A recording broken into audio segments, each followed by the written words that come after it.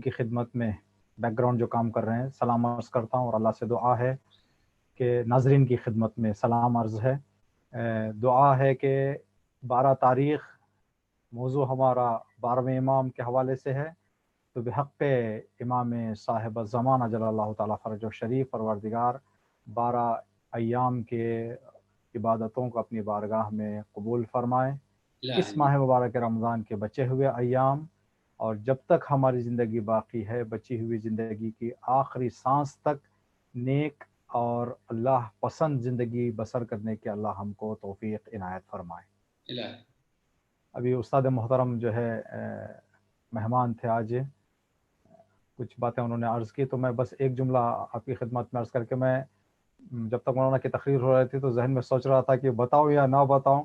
میں نے طے کر لیا تھا کہ مولانا ہوں تو نہیں بتاؤں گا، ابھی مولانا چلے گئے ہیں تو میں آپ کی خدمت میں بتا دیتا ہوں کہ جنہوں نے ہمیں حوضے کا راستہ بتایا ہے وہ میرے استاد عادل صاحب ہیں، یعنی جنہوں نے ہمیں اپنے گھر سے ہمارے والدین سے بات کر کے حوضے میں داخلہ کروایا، اور اس کے بعد ایک باپ کی طرح آج بھی ہم سے پیش آ رہے ہیں، وہ ہیں مولانا ہمارے سید عادل رضا صاحب، خدا ان کو اپنے حفظ و امان میں رکھے، اور انشاءاللہ کہ خدا مطلب تمام ہمارا اساتذہ مولانا کو اور آپ کو دونوں کو اپنے حفظ و امان میں رکھے انشاءاللہ۔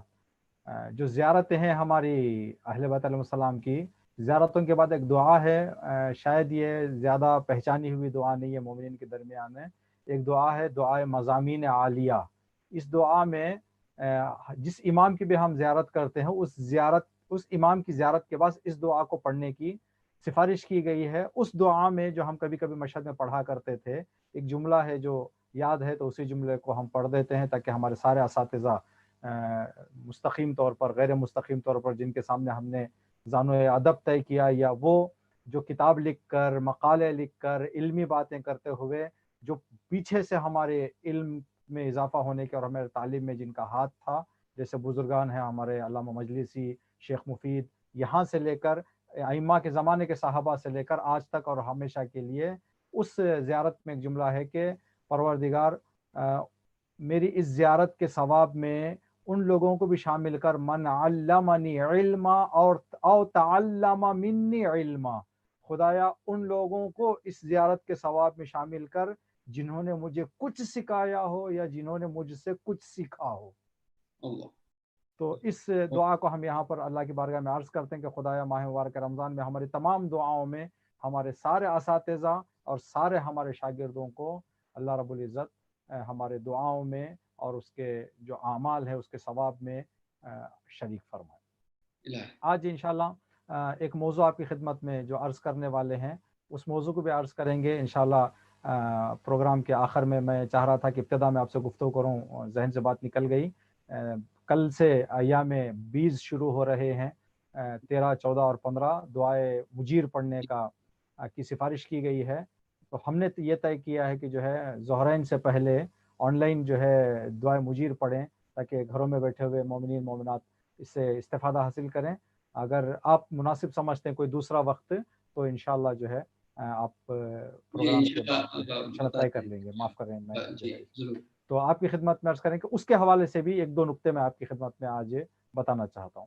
پہلی بات یہ کہ جس عنوان کو ایک موضوع جو مؤلف محترم نے اپنی کتاب میں مطرح کیا ہے وہ یہ کہ امام زمانہ اور قرآن کے درمیان کی شباہتیں، امام زمانہ اور قرآن میں کیا وجوہ مشترک ہیں، کیا دونوں میں ملتی ہوئی چیزیں ہیں، کیا شباہتیں ہیں۔ یہ اس لیے بھی ضروری ہے کہ پیغمبر مکرم اسلام جب اس دنیا سے جانے والے تھے تو دوات و قلم طلب کیا تھا، جو مشہور واقعہ ہے، کچھ لوگوں نے انکار کیا، منع کیا، نہیں دیے، ان پیغمبر اسلام کو دوات و قلم نہیں دیا گیا۔ تو اس سے پہلے بھی پیغمبر اسلام نے متعدد جگہ پر ایک روایت فرمائی، وہاں پر بھی پیغمبر اسلام نے پھر ایک خطبہ دیا تھا مسجد میں جا کے، جب لکھنے نہیں دیا گیا تو شفاہی طور پر، زبانی طور پر پیغمبر اسلام نے یہ حدیث ارشاد فرمائی جو آج مشہور حدیث ہے۔ تمام اسلامی کتب اور تمام مسلمان اس حدیث کے اعتبار کو، اس حدیث کے صحیح ہونے کو مانتے ہیں، البتہ معنی الگ الگ کرتے ہیں اپنے اپنے عقیدے اور اپنے اپنے نظریے کے اعتبار سے۔ وہ حدیث ہے انی تارکن فیکم الثقلین کتاب اللہ و عطرتی अहलु बैती, मैं दो कीमती चीजें, दो गिरान बहा अशिया छोड़े जा रहा हूं, एक कुरान करीम, दूसरा मेरी अहले बैत, अहलो बैती इतरती अहलो बैती, मेरी अहले बैत और मेरी इतरत है। कीमती, और आपकी खिदमत में अर्ज करें कि जो गिरान बहा जो लफ्ज पैगंबर इस्लाम ने इस्तेमाल किया है, थक़लैन, तक़लैन उसी वक्त ये इस्तेमाल करने की ज़बान अरबी में इजाज़त है जब दोनों बराबर वजन रखने वाले हों। अगर 1 सेंटीमीटर भी अगर कोई ऊपर नीचे हो जाए तो फिर उसको सकलैन नहीं कहते। इदल कुरान, थिक़ल कुरान अहले बैत अलैहिमुस्सलाम है। इस एतबार से जो कुछ खुसूसियात, इम्तियाजात, करामात कुरान में है वो अहले बैत में है। जो अहले बैत में है वो कुरान में है, लेकिन इसलिए कि कुरान खामोश है, अहले बैत अमली जामा उसको पहनाए हैं, इसलिए हमारे उलमा के दरमियान कहते हैं कुरान सिक़ल असगर है और अहले बैत सिक़ल अकबर है, या इस तरह के नजरियात। तो हदीस सकलैन कुरान करीम के तकरीबन जो हमने तहकीक की, देखा किताबों में उलमा की, उलमा बताते हैं कि इमाम ज़माना के हवाले से तफसीर और तावील के जाविये से देखी जाए कुरान की आयतों को, तो लगभग कुरान में 500 आयतें इमाम ज़माना के बारे में है। अल्लाह अकबर, अल्लाह। तो उन 500 आयतों में से बहुत सारी आयतें ऐसी हैं जो इमाम के होने पर दलालत कर रही हैं, कुछ रिवायत आयतें ऐसी हैं जो इमाम के आने पर दलालत कर रही हैं। तो रिवायात अहले बैत अलैहिस्सलाम में से ये जो हदीस पैगंबर इस्लाम की है, हदीस सकलैन इमाम ज़माना के वजूद की रिवाई दलील है। अगर हम हदीसों में आज हमारा इमाम है या नहीं समझना चाहें तो हदीस सकलैन बेहतरीन हदीस है इस बात को समझने के लिए कि इमाम आज मौजूद हैं। क्यों? इसलिए कि पैगंबर इस्लाम ने फरमाया कि सिक्ल हैं, दोनों बराबर हैं। कुरान हो अहले बैत ना हो, अगर कुरान है तो अहले बैत का भी होना जरूरी है। तो आज पूरी दुनिया में हर मुसलमान के घर में कुरान पाया जा रहा है, तो ये कुरान का वजूद बता रहा है कि एक दूसरा भी सिक्ल मौजूद है। सकलैन में से एक सिक्ल घरों में है तो एक सिक्ल होना चाहिए, अगर वो ना हो तो फिर सकलैन नहीं कह सकते दोनों को।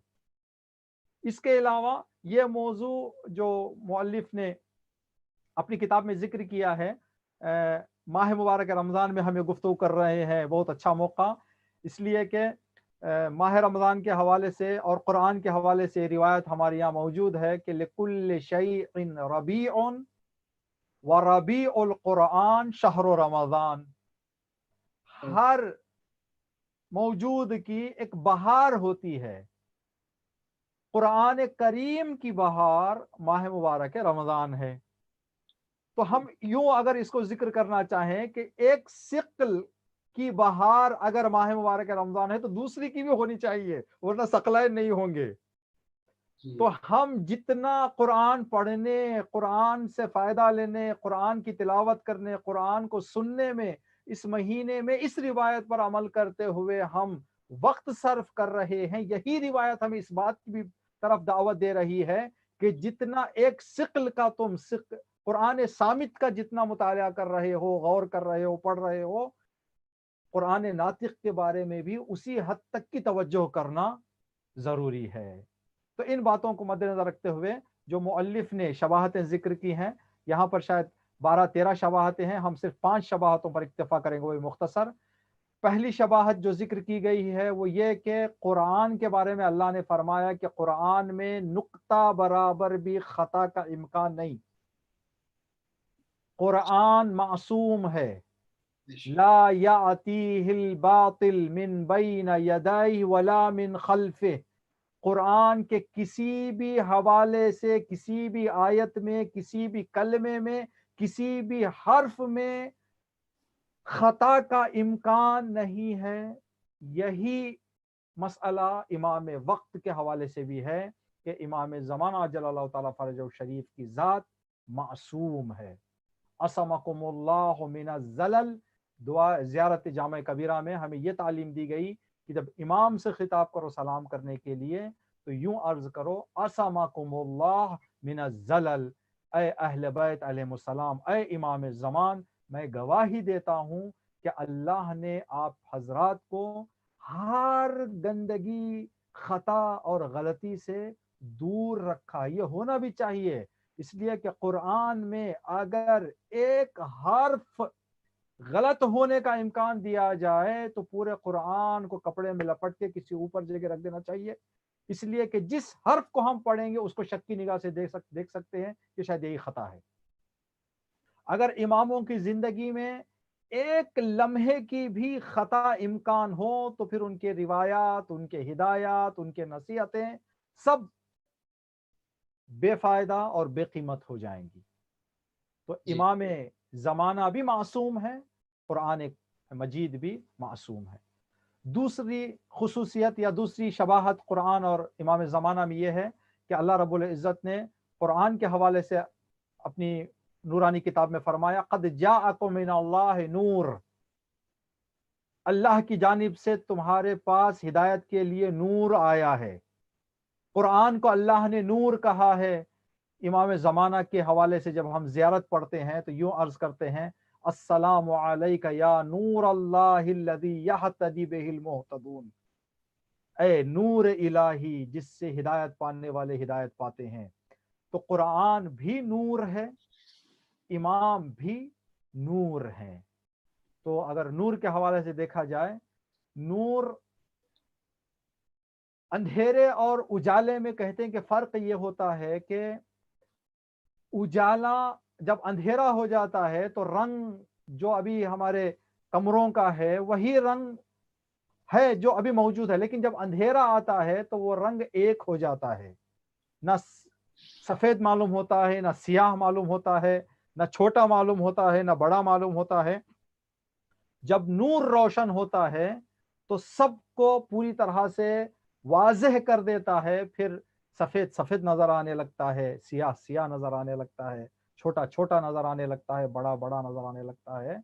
तो कुरान करीम फुरकान भी है, इमाम फुरकान है, हक और बातिल की पहचान, नूर है इसलिए फुरकान है। जब नूर रोशन हो जाता है तो हक हक नजर आने लगता है और बातिल बातिल नजर आने लगता है। एक और मुशाबहत जो कुरान और इमाम में है वो ये कि अल्लाह ने कुरान को मुतअद्दिद जगहों पर अपनी किताब में मुबारक कहा है, बाबरकत, बरकतों वाली किताब। वहादा किताबुन अंज़लनाहु मुबारकुन, हमने ये किताब जो नाजिल की है ये बरकतों से भरी हुई किताब है। यही जुमला रसूल मुकर्रम इस्लाम, मा यंतक़ु अनिल हवा की सनद रखने वाला रसूल, अपनी एक नूरानी रिवायत में फरमाया, इज़ बअसल्लाहु रजुलन मिन अताइब इतरती, मेरी इतरत का पाकीज़ा एक जात, एक हस्ती आखिरी जमाने में अल्लाह भेजेगा, अदलन मुबारकन, जो अदल दुनिया में आम करेगा, उसके साथ साथ बाबरकत जात है, बाबरकत वजूद है।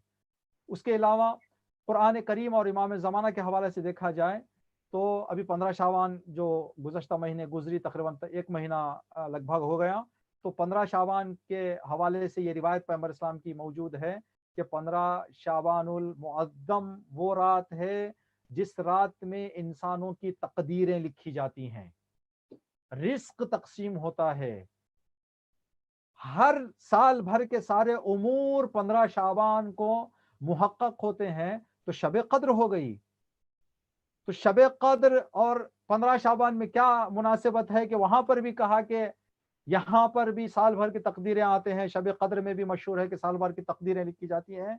कहा कि शब कद्र में कुरान सामित उतरा तो शब कद्र बन गई, 15 शाबान को कुरान नातिक उतरा इमाम ज़माना की शक्ल में तो शब कद्र बन गई।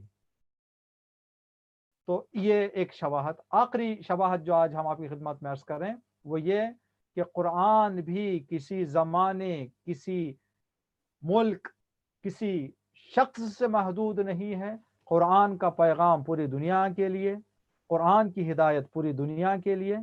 इसी तरह से امام زمانہ کا وجود بھی پوری دنیا کے لیے ہے۔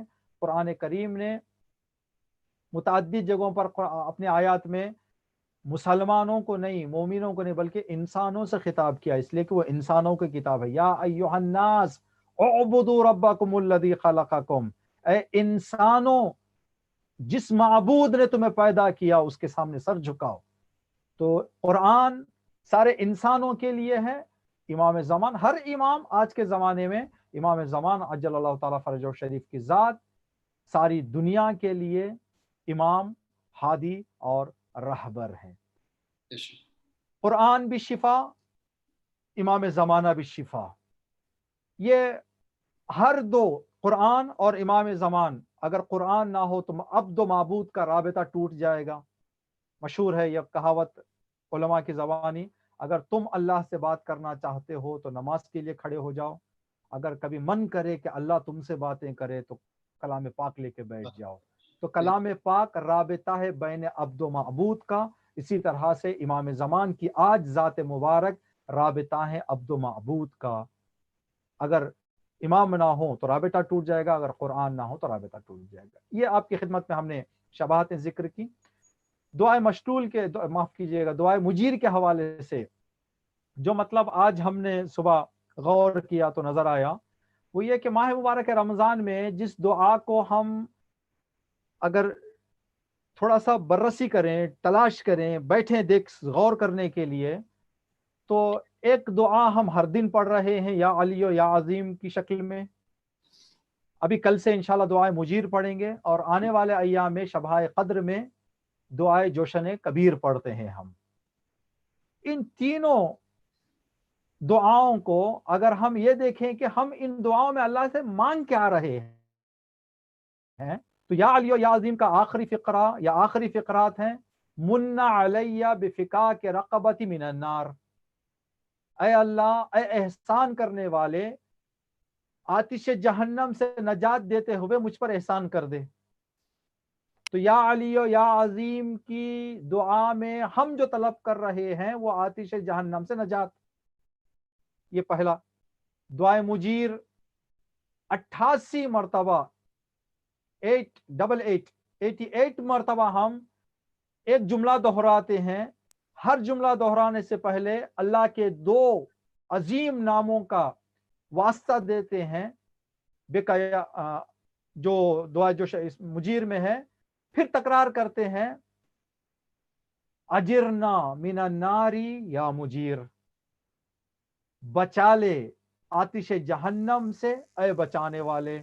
تو یا علی و یا عظیم میں طلب ہو گئی آتش جہنم سے نجات، دعائے مجیر میں طلب ہو گئی آتش جہنم سے نجات، دعائے جوشن کبیر میں ہر بند میں 10 اللہ کی صفات اور نام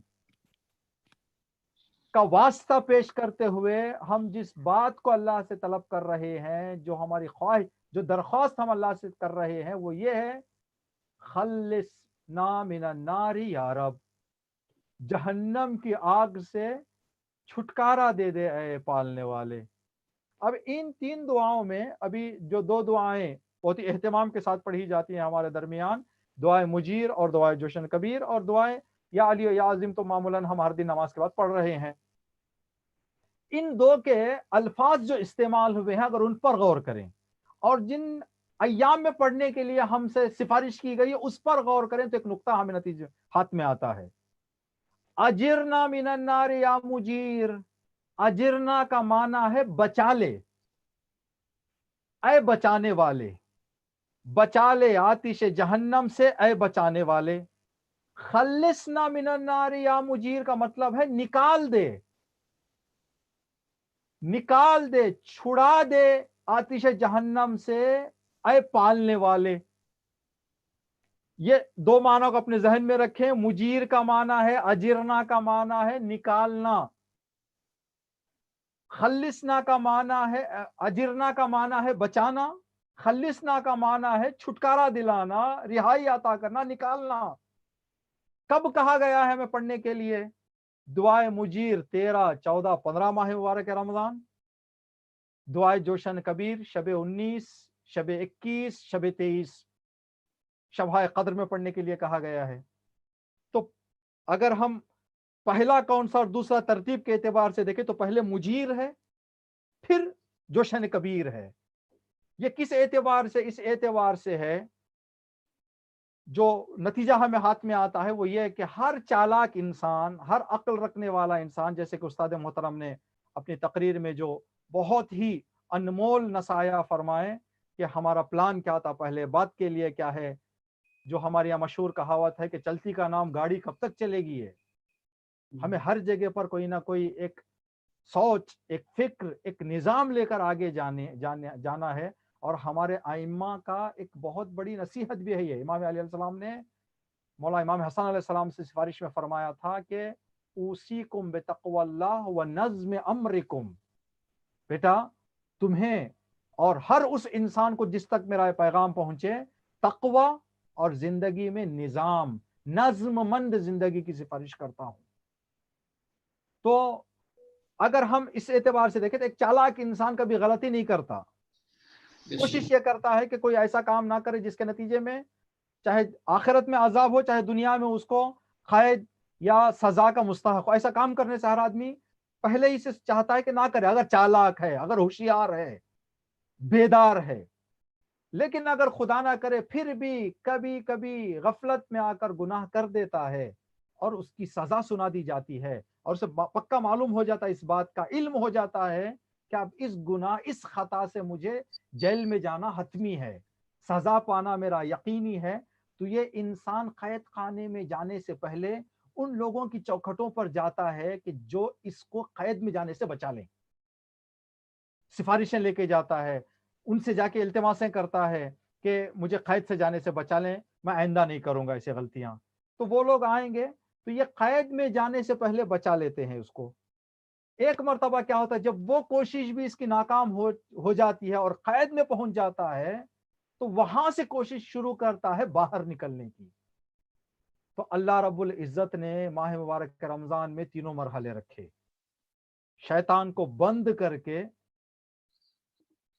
پہلے مرحلے میں ہماری مدد کی کہ اگر چالاک ہو تو گناہ نہ کرو، میں نے بھی تمہارا ساتھ دے دیا ہے. اگر بیدار ہو تو گناہ نہ کرو، میں نے شیطان کو بند کر دیا ہے. ایک مرحلہ.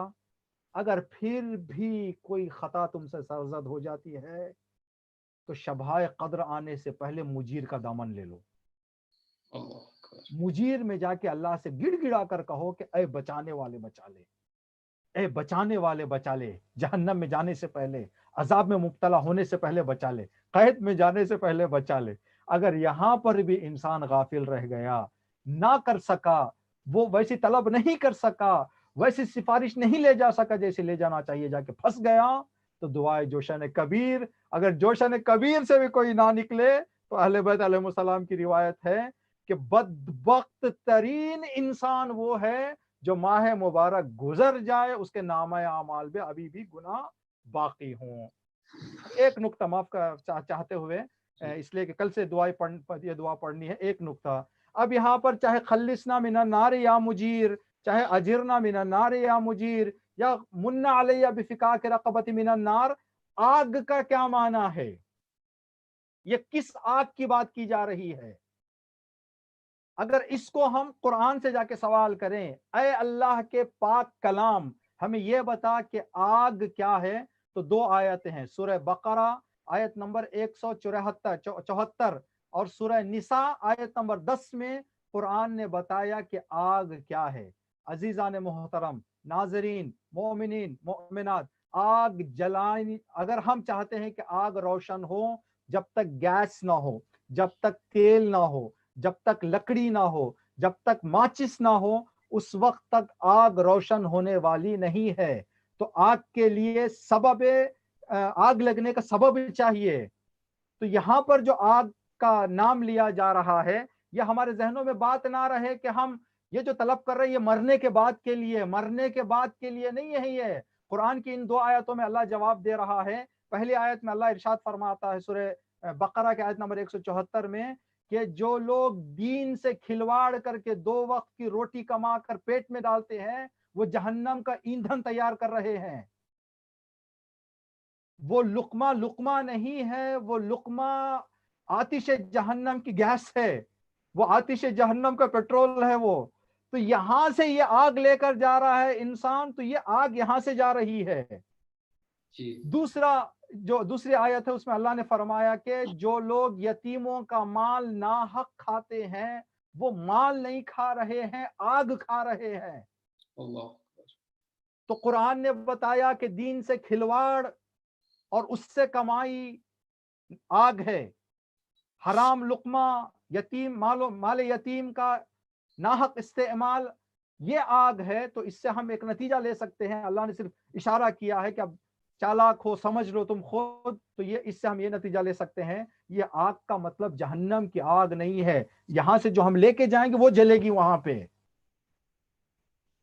نگاہ حرام سے نجات مانگ رہے ہیں ہم, فعل حرام سے, حرام رابطوں سے, حرام گفتگو, ہر وہ کام جو حرام ہے اس سے. تو دعائے مجیر میں ہم یہ اللہ سے عرض کر رہے ہیں بچا لے, مطلب اے اللہ اگر میری زندگی میں حرام نہیں ہے تو مجھے جانے سے تو بچا لے. اگر میں چلا گیا ہوں حرام میں تو دعائے جوشن کبیر سے باہر نکال دے. تو یہ مطلب وہاں نہ رکھیں. اگر کوئی انسان دعائے مجیر ہر سال ہر دن پڑھے, دعائے جوشن کبیر ہر سال ہر دن پڑھے, اس کے ساتھ ساتھ گناہ بھی کرتا رہے, تو بالکل ویسے ہے جو انسان دروازے بند کر کے اپنے آپ کو آگ لگا کر چیخ رہا ہو. جس طرح سے کمرے بند کر کے آگ لگا کر چیخنا اس کو موت سے نہیں نجات دیتا, گناہ کرتے ہوئے مجیر اور جوشن کبیر کوئی نجات دینے والی نہیں ہے. اللہ رب العزت سے دعا ہے اس بات کو مد نظر رکھتے ہوئے انشاءاللہ کہ ہم 3 دن آپ کی خدمت میں حاضر ہوں گے دعائے مجیر لے کر. جو وقت ہے ابھی آپ کو گروپ کے ذریعے سے منتظمین جو ہے اعلان کریں گے. دعائے حجت آخر میں اللہ سے کی بارگاہ میں طلب کرتے ہیں. الہی بحق من ناجاک و بحق من دعاک فی البر والبحر تفضل على فقراء المؤمنین والمؤمنات بالغناء والثروة وعلى مرضى المؤمنین والمؤمنات بالشفاء والراحة وعلى أحياء المؤمنين والمؤمنات باللطف والكرم وعلى أموات المؤمنين والمؤمنات بالمغفرة والرحمة وعلى غرباء المؤمنين والمؤمنات بالرد إلى أوطانهم سالمين غانمين بحق محمد وآله أجمعين. ربنا تقبل منا إنك أنت السميع العليم. بہت بہت جزاک اللہ, بہت بہت شکریہ آپ کا. آپ نے بہترین تقریر سے کیا, آپ نے جو اشارہ کیا دعائے مجیر کا, انشاءاللہ کل سے 3 دن دعائے مجیر پڑھی جائے گی. انشاءاللہ وقت آپ کو گروپ کے ذریعے سے آپ کو بتا دیا جائے گا انشاءاللہ, اور انشاءاللہ آن لائن دعائے مجیر بھی پڑھی جائے گی کل سے. اور انشاءاللہ کل اسی موقع پر یعنی بینکاک کے 8 بجے, انڈیا کے 6:30 بجے ہم پھر دوبارہ آپ لوگوں کے ساتھ میں حاضر ہیں, مولانا محفوظ صاحب قبلہ کے ساتھ اور مولانا عادل رضا صاحب کے ساتھ. اور مولانا عادل رضا صاحب کے ساتھ اور ایک بڑی ہستی ہمارے ساتھ میں جڑنے جا رہی ہے, مولانا نصرت بخاری صاحب ایران سے. تو انشاءاللہ آپ سب لوگ انشاءاللہ پھر ملاقات کریں گے کل ٹھیک 8 بجے بینکاک ٹائم, 6:30 بجے انڈین ٹائم. کل تک کے لیے ہمیں ودا لیتے ہیں. شکریہ سب لوگوں کا. ناظرین محترم, خدا حافظ. خدا حافظ. خدا حافظ. خدا حافظ.